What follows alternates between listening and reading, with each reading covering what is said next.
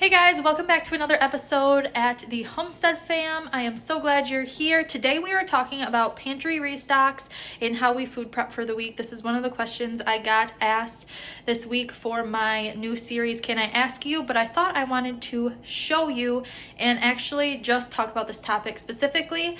So thank you to whoever asked that. And if you have any other questions for my episode this week, then make sure to leave me in the comments. But before we dive in, make sure to subscribe and hit that little bell icon so you don't miss any of our videos, and I'll take you to my pantry.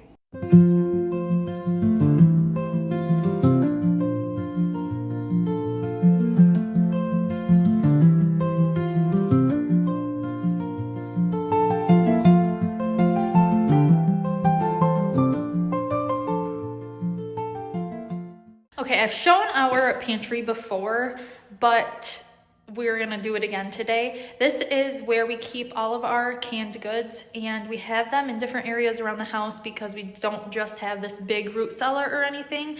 It's just kind of wherever we can fit everything. So this is one of the cabinets. This is all of our preserved food that we've like home canned or home preserved. So this is freeze dried stuff. This is all of our meats, and we've got stews and more meat, some cranberry juice randomly right there. So that's one cabinet. We come over on the other side here to another one. We've got all of our tomato stuff. We got some fruits, ketchup, more tomatoes. And then my hope is that we're gonna fill this area in. I've got a cup on me. It's not fancy around here. I'm hoping that this is going to be filled in with more cabinets, and then we can have this space too. And then I will take you to our other side. This is where we keep all of our canning supplies. And then this is the other side of our garage where we keep kind of our overflow. So more pickled things down here, cranberry juice, applesauce, more sides. And then this is more stews, beans, vegetables, and then some dry canned things up here as well. Now I will go back inside and kind of show you what we have going on in there and how I actually use this to prep for the week. Okay, before I do that, I did want to show you our freezer space because this is a key component in how I plan for the week. So our freezer is jam-packed full. We have tomatoes up there from last year's garden. We've got so much meat. We butchered a pig, multiple deer this year. We still have chickens from what we raised chickens last year. So this is full, but this is where kind of that stuff and our back stock goes. So like frozen cheeses, these are donuts. I will make baked things in bulk and then freeze them. So if I am down on something, like right here we have sourdough bread. If we are low on something, then I'll bulk make it and then I will freeze it and put it in here and kind of bring those out each week. So our grocery list doesn't really look that big, and we really don't get that much because I bulk bake and buy things in bulk and then just preserve them so we don't have to go as often, and this also saves us quite a bit of money. Right, we are back inside, and I'm gonna quickly show you our main food cabinet, and that is this one.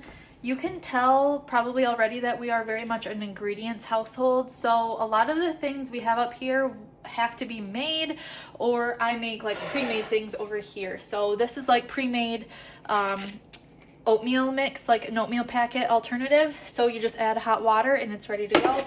And then we have some brownie mix, hot cocoa mix, more oatmeal mix in bulk here, and I make those all myself. And then we have pasta, and then we always have just like ingredients. So this is like pectin to make any jams or anything like that. We do have a snack cupboard for the kiddos, and that usually consists of, like, we have lots of peanuts in here, some like little snacks for my kiddos. And then I really like the Target brand Good and Gather. They're usually organic, if not all organic, I'm not really sure, but then they also don't use like artificial dyes and stuff like that, so I usually go with those. And then of course we have all of our baking needs, and we have all of these items in bulk in our laundry room, like in big bags or tubs, but we always have rice, powdered sugar. These are just two different types of cane sugar. brown sugar and oats, and those are always up here readily available as well. So what this looks like as we restock and go to the grocery store every week is just me going around to these key areas and making sure we're not low on something. So all of the baking needs, if we're low on flour, on sugar, on salt, on oats, on any of those things, I will jot those down and I will pick up those. But remember, I buy those in like very big bulk bags. So we always buy 50-pound bags of flour. We buy like 25 or 50-pound bags of rice. I can't remember what size those are. Same thing with oats. Salt we buy in like I want to say it's like a 2-pound jug. So these things are kind of few and far between. So I just make sure we're not running low.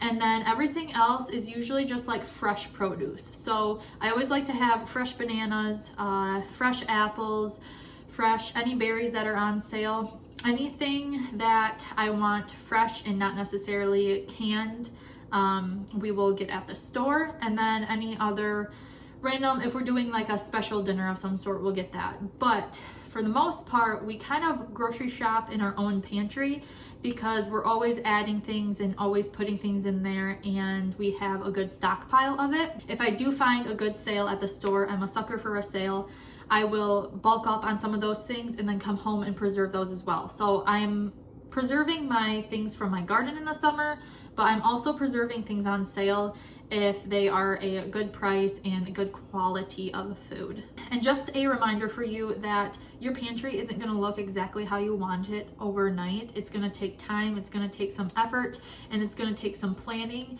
Ours is much better than it used to be, but we still have a long way to go to where I want it to be and have our systems running super smoothly and have a backstock of everything that I would like to have. So just remember, like, progress is progress. If you have 5 things of home canned goods on your shelf at a time, like, that is amazing. Keep going. And I promise once you start canning, you'll probably be addicted to it anyway.